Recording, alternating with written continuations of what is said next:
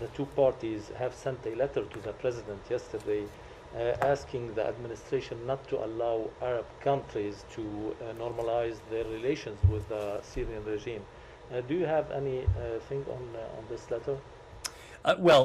This question has come up here several times, and we've been very clear that we are not encouraging, and in fact, we believe that the conduct that the Assad regime has demonstrated, including the atrocities that it has inflicted on its own people, this is not the time for rehabilitation of the Assad regime. In some ways, this is a regime that cannot be rehabilitated, given what the Assad regime has inflicted on its own people. But you're not preventing these Arab countries from normalizing with the regime and bringing it to the Arab League again. This gets to what we've discussed in other contexts already in this briefing.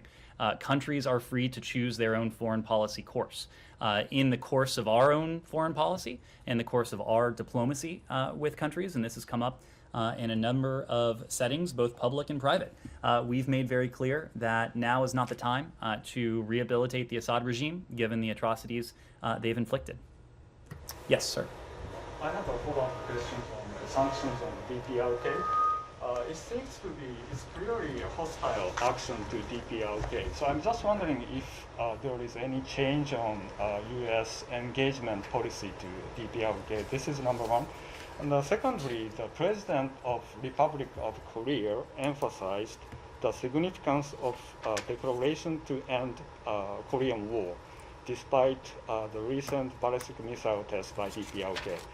So is this end of war declaration still an option for the United States? Could you give us some update on the declaration, please?